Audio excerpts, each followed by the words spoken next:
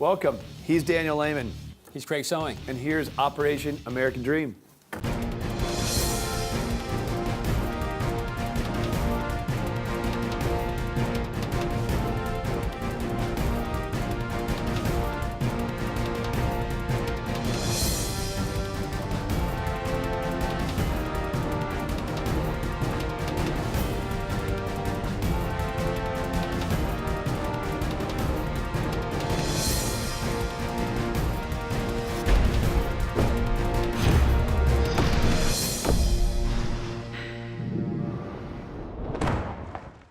All right, now we got our first guest, Daniel Lehman.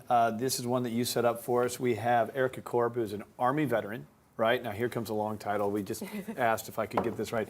E-Step Coordinator in Professional Development out of Cal State San Marcos. So you're helping veterans to develop for their careers. Yes, absolutely. Right? Got it. So tell us a little bit about that. First of all, thank you for your service. Tell us about your service. I was in the United States Army. I was a paratrooper at Fort Bragg, North Carolina with the 82nd. Jumped out of airplanes, did mental health there, which was a great experience. I was very proud of that. Were you enlisted or were you an officer? I was enlisted. So how, Yes. And then how long were you in? I was in for about 3 years. Oh, cool. For those who haven't served, what does that mean? Oh, enlisted or officer? Yeah. Enlisted, well, you want to explain that? I'll defer to you. Enlisted Someone explain like, it to me. I'm a lowly enlisted guy, so I just went in out of high school and stuff. If you're an officer, typically you need, it's a more of a leadership position, but you got to go to school 4 years, get a degree, and then you can be commissioned as an officer in the military. That's kind Whatever it may be, it's a lot more than guys like me did. So thank you so much for your service. But Thank you. what I love about people like you and some of the great guests we've had on this show is that it's as if you guys don't ever stop serving. You are what would be considered an Army veteran, right? But now you are with Cal State and you're helping others to get their careers to flourish, which is so important. We appreciate you doing that as well. So tell us a little bit about that. Sure. Up at Cal State San Marcos, we have not a unique focus on student veterans, but the approach we take is pretty unique. We like to call it the whole person approach, and it's very holistic. So we take a look at 5 areas of the student veteran's life that typically are to end up being choke points in transition. Could be family, finances, health and self-care, education and career. We go through those, and not every student veteran has an issue in every category.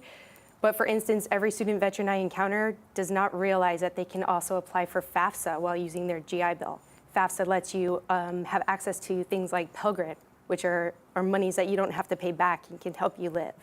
And that's just one example. And he's a guy who, when he's not famous on TV shows, he's helping people to finance real estate. And we always say, how many veterans don't take advantage of the VA loan in buying a house with no money down? I mean, what are some of the other things that exist that you think veterans don't know about?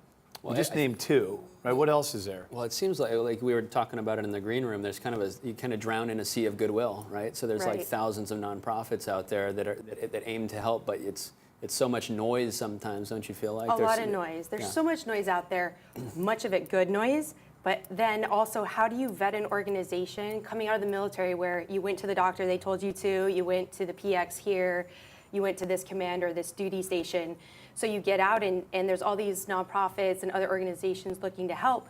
How do you really navigate that? How do you develop your own set of questions to ask the right questions and get the right answers that you're looking for? What do you think the most important thing from a making education useful standpoint is? Because there's a lot of people that go to school and they spend a lot of money, or they utilize their GI Bill and they wind it down, and then they end up in how important is it to have ultimately an understanding what your goal is in terms of education and make that useful?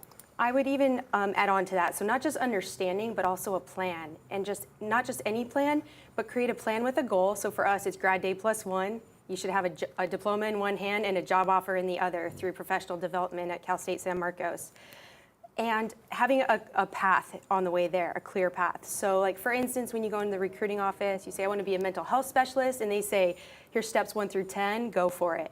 And you can kind of take different paths and routes to that goal, but ultimately you're a mental health specialist or whatever job that you want to be. Cal State San Marcos, we're developing those pathways as well. So we have dedicated career advising, who is a spouse of an active duty service member right now. We have dedicated academic advising for our student veterans and professional development. So we're taking it a step further from not just having a career center where every student can go in and look up internships or jobs. We have a team at Cal State San Marcos that is looking into the community and saying, hey, We have these student veterans. They have this military experience, which is really nice, but they also know how to translate it, and they know how to really sell themselves. So it's really a whole package that we're delivering to the community in terms of student veterans, not just, hey, here's a veteran, they deserve to have a job, Right. employ them, not just that. It's we have people like Eve Nasby on the show. As we sit here and we talk to Erica, you're developing the veteran to be, you use the term, I think, holistic, right? And you're focusing on different components of things that help them financially, educationally, even health and wellness, it sounds like. And then when we have people like Eve Nasby on, it's, okay, we have this developed veteran who's got the education from you all as an example. She helps bridge the gap then to the employer. And of course, we've had some of the employers on that are looking to hire veterans. That's awesome. I mean, that sounds like a great path. I hope we can help more people do that. When you say things like noise, for me as a civilian, that's so concerning. What noise to me is a negative word. And then you said most of it's good noise. Well, that's good. But what are the mistakes? What's the bad noise? Where do we make mistakes as a society on this? I think, more than I think, what I firmly believe is that as a society, understandably, we've really taken the term veteran, especially in the all-volunteer force these days, and feel like we owe it to veterans to do anything and everything for them, which is a really great sentiment. I appreciate it. It's super respectful and honorable. I understand where it comes from. And it also creates a barrier for a lot of veterans. So if I'm used to getting things just handed to me, I don't learn how to feed myself, if you will. I don't learn how to interview for myself or to look up jobs or to figure out what major I want in college. People just give it to me. You're giving a man a fish instead of really teaching him how to. Right, Interesting. exactly. And I would also say it comes from a great place in terms of when I don't know what else to say to other people, I say things that are general, like thank you for your service, or, how's your day going? Those generalities. But if you really get into it, people like to feel seen and heard. So feeling seen and heard is, if I ask Dan, hey, how's your day going? It's not just, oh, it's great. It's actually, I might be really struggling today. Don't really feel like talking about it, but that's kind of the temperature I'm at. Yeah. So all of us being authentic and a little bit of transparency in terms of who we are as humans. Awesome. Well, Erica, thank you for your service, and thank you for your continued service, and thank you for coming on Operation American Dream. Coming up next, more great content, more great guests. Stick around, back in a moment. All right, now for our second guest. You've seen him on Operation American Dream before, and he has brought us plenty, I think it was a smorgasbord of content to talk about, is how he put it in between the break. Is that right? It's a smorgasbord. A smorgasbord. Thanks for the smorgasbord. Craig Candelora, good to have you in here, Men's Legal Center. You have also served in the military. Thank you for your service. And one of the things that we're going to talk about here today, which I think is an amazing topic for us to dive into on this show, is Brexit. Now, a lot of people are looking at it from a geopolitical conversation to economic. You believe it's going to make a weaker NATO. Why? Well, I think that there's an overlap. NATO was created at the end of World War II to protect Europe, but there was an overlap. There was an economic overlap, and EU was really its counterpart. So it's just going to get weaker? I do think so. If you look at, now we're talking finances, but if you look at London, London is the hub, the major world hub for finances. So you're taking that hub out of the EU. Remember, it's a three-legged stool. There's Germany, France, and England. And Germany's about 20% GDP. England's about 17, and France is 14. So one of the legs of the stool is gone. It's a crazy world that we live in right now. And then you look at our national political scene, and it's all crazy. It really is crazy. I think at any point in time, you can always say, man, things are crazy, but now doesn't it feel just a bit crazier than ever before, especially, not just geopolitically, but right here in the U.S. So you help those who have served. I know you help a lot of people that haven't served as well, but you got a program called Compass. We're honoring our troops. Tell us about the program. Well, we run a nonprofit to help veterans basically improve their lives. We have 4 programs. We have a vet legal clinic, we have a seminar program, but we also have to give you direction. So we have this Compass test, it's an assessment test, basically tells you what you should be doing with your life, which I think is phenomenal. And then when you figure out what you want to do, we team you up with somebody who's in the field. So we have a mentor. So what's the science behind trying to figuring out what you want to do? Because people attempt at doing. I mean, I know you you believe in this quite a bit. What are your thoughts behind success in figuring out what people's purpose in life is? Well, the gentleman who did it is basically a software engineer called Mike Adams, and he basically combined the best features of all these different tests, MMPI and all the different stuff. And so he's able to put it together and really tell you what you really should, where's your passion. Do your passion and money will follow. So, give us an example of a success story. Share with us a story of someone that you've been able to help and find that passion, and ultimately, if it's a career thing, turn that passion into a profit or whatever it may be. But give us a good example. Well, that's a good question. The Compass is relatively new. We've had people actually take the exam and say, look, I should be doing a certain path. And what we've done is we've teamed them up with a mentor in that field. So we have one of the directors on our board is Dale Santee, who's the Reserve Officer Association former president. So he's access to a lot of people in former military, white collar, and blue collar, and we can actually team them up. So let's say stay tuned. Give me about 6 months to a year, and I'll give you a good success story. In a year from now, when we ask you that question, what do you envision? What are your goals? Well, I think, first of all, what what we recommend to the mentor is go for informational interviews. So you want to be a teacher, okay, we're going to set you up with a teacher, and then you'll talk to about 3 or 4 teachers, figure out what you need to do to get there. Same thing, we have some people that want to be lawyers, okay? I've actually mentored a few. Tell you, look, what do you want to do? Where do you see yourself in 10 years? So we ask them the right questions. We set them with interviews with other attorneys. And you call up, hey, George, we have somebody who wants to do personal injury. Would you mind, give them half hour, an hour, kind of let them know what that lifestyle involves. And maybe they'll even spend a day with, the attorney. You can see his lifestyle. Speaking of which, with Honoring Our Troops, I know you do. You mentioned that you do legal clinics and that kind of thing. What are some uniquely military or uniquely veteran-related military legal topics that you run into that become the biggest issues? Well, we handle anything that walks through, but there's recurring themes like discharge upgrades. Tell you, they've been a bad boy. They served 5 or 6 years well, and then they had maybe some undiagnosed PTSD. They had an altercation. They get discharged. They get other than honorable, and so we help them upgrade their discharge. And a lot of the benefits that you get that we talk about on the show all the time related to home ownership, related to education benefits are tied to that discharge and being able to show a certain discharge. So you can really be crippled if you have a bad rap and get an other than honorable discharge. Absolutely, you hit it on the money. But we also see a lot of divorce things, and divorce, as you know, active even in veterans, it's its own little animal. I actually gave a class recently to the legal assistant officers at 32nd Street. And I actually have a laundry list that said, look, these are the idiosyncrasies of a military divorce. It's different than a traditional divorce? It is. It's not the right way to put it, but in a divorce by civilians. You have procedurally, you have SCARA, the servicemen special rights that servicemen have on active duty. It's the Servicemen Members Civil Relief Act, SCARA. You have SBP, Survivor Benefit Plans. You have FUTSPA, where let's say you have to be married 10 years, it's called the 10-10 rule. You have to be married 10 years while you were on active duty, and then you can get direct enforcement through DFAS. Even the acronyms, DFAS, Defense, Finance, and Accounting. So it's its own little world, and a lot of attorneys, if you don't know it or you don't even understand the acronyms, you're at a terrible loss. Real quick before we wrap up, marriage is stressful enough, right? But throw in the deployments, throw in the kids and the moves and all that stuff. Do you have any statistics on the rate of divorce in the military community as opposed to the civilian community?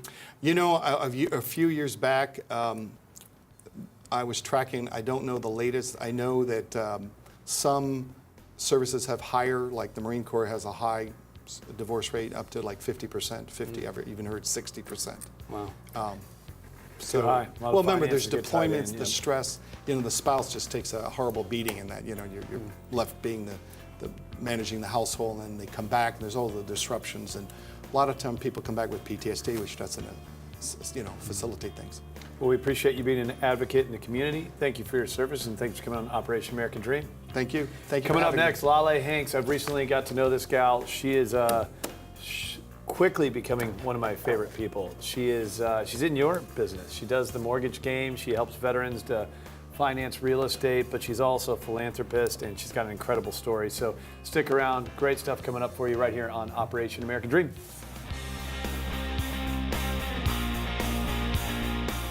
Daniel, I'm excited to introduce you to our next guest. And it's fun to meet our next It's guest. fun to introduce you to people for the first time on a TV show versus, in a normal setting where people introduce others. But Laleh Hanks, I've gotten to know her pretty well. You have this thing going on in the media, and then we learn you have this thing going on in the mortgage space, and then you have this story that I know hit you recently that has really changed your career path, your philanthropic path, and I just think you're awesome. Well, thanks. You know the old adage, they say, if you want something done, ask a busy person. So. Yeah, there you go. Well, so you and I finally connected, and I was like, we got to get you on the show. You're doing too many good things for people, whether it's vets or not, and that's the whole point of this show. So, by the way, Daniel, meet Laleh. Laleh, Rich, meet Daniel. pleasure to meet you. Everybody meet Laleh, who is just amazing. Thanks, Craig. So help me figure out the best way to start with you, because you have so much going on. I know there's a story near and dear to your heart about your brother. Is that a good place to start? Yeah, on May 1st, my brother, who is an amazing man, 32 years old, he was a firefighter for the Air Force. He served in Iraq for 4 years. He also was a firefighter here in San Diego, and just a really amazing man. He took his life on May 1st. He suffered from PTSD for years. And leading up to this, I had been involved with Creating First Impressions, and we're a nonprofit that actually help empower disadvantaged youth with career placement skills. So within 8 weeks, our first program, we helped 17 homeless teenagers in San Diego learn how to write a resume, interview for a job. We helped them apply for internships. We talked about budgeting, how to present themselves in person, as well as the damage and positive effects of social media. And by the end of our program, in 8 short weeks, we had homeless kids having either internships that were paying or paying jobs. 75% of them actually had paying Now, you think placement. something like this, you can do something parallel as it pertains to the military? Well, if you think about the military and you have the, young men and women going into service at very young ages, as young as 18 years old. They come from all walks of life, and the military is a great solution for them in many cases, a step up, because a lot of them come from a cycle of poverty. And our program with Creating First Impressions, our goal is to end that cycle of poverty so that we can actually have everybody being contributing factors, in society and help our own backyard first. So if you have a veteran that gets dropped off at the young age of 22 to 25 years old, and all they know... Or younger. Or younger. Oh, you mean after? I mean, after maybe 4 years of right. service, but Okay. regardless, they may get out earlier for different reasons. But we're here to help everybody, because if you don't empower youth to be a contributing factor, they're just going to drain on society. And obviously, we don't have the budget to continue to, deal with those problems. Yeah, there's a definite process and a well thought out and a well-oiled machine process that kind of integrates you into the military, and then once the mission is kind of done, it's really up to the community, up to the veteran to take that take that upon themselves. Yeah. And I drive my brother's truck. I drive his truck, and it reminds me of him. And I found in there a card, and the solution that the government's now doing after they take these veterans and they break them down psychologically and put them through boot camp. They build them up psychologically the way they want. They drop them off in horrible instances where they experience trauma, both physical and mental, that we can never really understand. Right. And then their solution really is just medicate them. And that is obviously not a solution for long term. Medication may have a place for a short-term plan to get your arms around a situation, but you can't stay in that place. Right. And so I feel like if I were to get to these kids at a young age, under 25 years old, empower them so that they can find their passion and get a career so that they're stable, okay? And then also give them different types of coping skills. I wish more than anything that I had an opportunity to teach my brother about tapping. If you just tap on your chest a few times, if you get nervous or anxious, it just takes the edge off. And I missed that opportunity. So I know personally that I can save hundreds of people and his life won't be lost in vain. Well, I know that you're very passionate around it, and I've watched you since that day really do some amazing things online and with social media. And we hope, to bring in here today and help you frame a great story of helping. I mean, you've talked about youth, those have served, and it's just amazing to find people that are out there doing these charitable things. By the way, these aren't things that pay her, right? So No. it's amazing because we're all so busy, we don't have that much time, and you commit your time to such amazing causes. Well, I'm a single mom of 2 kids, so clearly I don't have a lot of extra time. I Right. have my mortgage company and a marketing company because I do believe that knowledge is power, even in just that basic, area. But I think if everybody just found that one thing that moved them, and we all reached back in our own backyard and we found that one passion, what would our country look like in 10 years? And so my kids have to grow up here. You know, I don't give up on our country. I still have hope that our country can be better than what it was. And so that's why, you know, I fight for this. So on August 11th, we have a concert downtown San Diego at headquarters, and that's through Creating First Impressions. So I would just love people to come attend and learn more about the cause. And there's a website for that, hopefully? Yeah, so cfievents.org is probably the easiest, shortest way, but creatingfirstimpressions.org is the main website for the organization I'm involved with now. And if you just hashtag In Honor of Chad on Facebook, you'll learn more about my brother and maybe what we can do in the future with that cause. We could have very easily spent plenty of time talking about what you do for a living, which is being a mortgage banker and helping people to finance the American dream, whether you've served in the military or not. This is what Daniel does as well. We'll have to have her back on. Yeah, I mean, it's really one of the reasons I want to introduce the two of you, not to mention all that we're doing to help such important causes. So you're a very inspired woman. We loved having you on, and we will have you on again. We'll talk about how you actually help people own a piece of the American dream, which is so important. I appreciate what you guys are both doing for, you know, our city and our country. Yeah. All right, Layman. So what are we doing? You had an interview earlier this week with an amazing interview with the commanding officer of Naval Base Point Loma, Captain Howard Warner. You got to see it. Okay, so we are going to go take a look at this interview. I was not a part of it. You were. Let's go see what they had to say. We've got a good guest in the studio now. I am so excited. Captain Warner, you've been on the radio show a few times with us, and it's always awesome to talk to you because the first time I talked to you was a couple years ago when you took command of Point Loma, and you were talking about all the things you were going to do. And now every time we talk, we just talk about all the amazing things that you've done. Yeah, I'll tell you, Dana, we have accomplished quite a bit in the last couple of years, and you know, as I go out and about and talk about Naval Base Point Loma, you know, most people associate Point Loma as the home of our San Diego nuclear attack submarines at Submarine Squadron 11. But it's so much more. You know, it's the headquarters of Admiral Tyson and 3rd Fleet. And with 60 to 70 other tenant commands, Naval Base Point Loma has established itself as a technical hub for the United States Navy.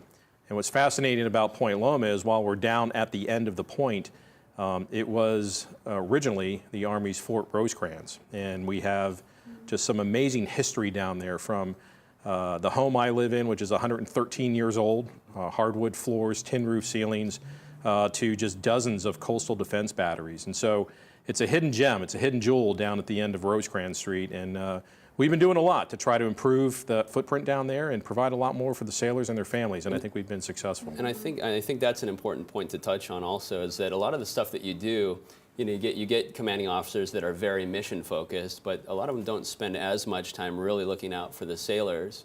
And you do such an amazing job. So what are some of the projects that you've completed that it's really about the morale, welfare, and recreation for the sailors? Yeah, well, thanks for asking, and thanks for the kind words. I mean, you're right. We established my first year in command as making Naval Base Point Loma your Navy destination.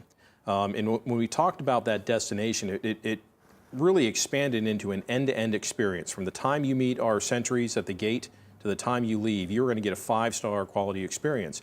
And so right off the bat, we tore down our old deck at Ballast Point, established a new teakwood deck, about 6,500 square feet, right on the water. Just an amazing venue for weddings, our Sunday champagne brunches, all sorts of events. We opened up our beach at Smuggler's Cove. We cleaned it up. We opened up paddleboard and kayak rentals right there at Ballast Point, so you can go right out to the untouched nature of Point Loma, out to where the Coast Guard lighthouse is. And then we just started expanding. We built and renovated a new clubhouse for all hands, private 20-seat movie theater, Xbox games, of course the Clubhouse Cafe, and we just continue to develop and evolve our programs to put the spotlight back on the sailor and the families, while maintaining that operational proficiency and operational mission accomplishment that we've been known for a very long time. And you guys have won awards around your operational proficiency also. So we have, and so while I'm not a fully operational command with ships and airplanes, I do run a galley. And so in order to keep those ships and airplanes at sea, we got to feed the sailors. And we have 2 galleys. We have what's called CZ Hall up at the Harbor Drive Annex, one of our other main footprints. And we have the main base galley, which is going to be redesignated the Ballast Point Galley here in about 3 months. CZ Hall won the Captain Edward F. Ney Award as the top galley in the world for a small installation. So how does that Congratulations. process work? How does the And do we get access to that? Are we going to You can absolutely be the my free guest. samples in the green room? Is that what we're doing? That's right. Yes. The culinary specialists that work at CZ Hall and the main base galley are just incredible men and women that deliver high quality food service day in and day out. So the process is, it's an annual process. It's just nonstop every year.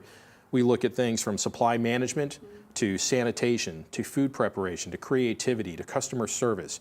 So it is the full spectrum of essentially a restaurant quality inspection. And once that inspection is done with all the galleys in a certain region, it gets whittled down to the top 1 or 2, and then you get nominated to the next level, and then ultimately you get the final inspection. And we were terribly excited to find out the results. And in about mid to late March, we found out we were the winner. So, What'd you get? well, so we got a huge trophy, nonetheless. It was another wonderful thing to put in our display case. And we got to send a team of about 4 sailors up to Chicago to go accept that award and get the recognition. And then generously, we are able to select 1 sailor to go attend a 2-week class up at the Culinary Institute of America. So it's So going to be. you're going to make him cook you a nice meal That's when he exactly gets back. right. I think so. We should bring him back. He could cook here on the show. We're going to need some guests for the week after that for the show if it. he's free or she is free. I should say. It's actually a young man. He's Okay. he's a phenomenal young sailor that's going to go do great things for the Navy. So you have, and I always not mess with you about this, but you've got to be the focus of some envy related to the base that you command. I mean, you've got a huge footprint, right? And a footprint that a lot of people would know how big it is and what it really covers. But you've also got the most beautiful base in the most beautiful city in the U.S. So we do, Daniel, and Eve. If you haven't been down, you absolutely. We'll have you down for the galley. We'll have you down to Ballast Point. You There, notice that Ocean Eve's View. comments were all around the food. I know. Well, Yes, but you know what? You've also got a festival coming up. In the short time we have left, I don't We want do. our listeners and our audience to miss out on that. So talk about Freedom Fest. So Freedom Fest is an annual event that Naval Base Point Loma hosts, in which we open up our Harbor Drive Annex to all active duty personnel and their families and their guests, as well as DoD civilians and their guests. Essentially, you need to have an ID card to get on base. But it is a full day event of free carnival rides, free events for the kids. And then, of course, this year we have 18 gourmet food trucks showing up. There's the food. I'm And there. I'm telling you, we have tailgating spots for all-day tailgating, and then of course that ends with live entertainment. Well, not ends, but all throughout the day we have 3 live bands playing throughout the day, and then of course at the end of the fireworks show, the Big Bay Boom. My Harbor Drive Annex at Naval Base Point Loma is conveniently situated between 2 of the fireworks barges, so we get fireworks in stereo, and it's wow. just an amazing event. And I encourage everyone who has access, or if you know someone, like you guys know me, you are more than welcome to join gotta us pass. We Yes, gotta pass. for Freedom Fest on July 4th. Layman, we're out of time. We're out of time. We got to go. 10:30 a.m. next Friday for Operation American Dream. And find us online, operationamericandream.tv. Thank you for your service, and we'll see you next week.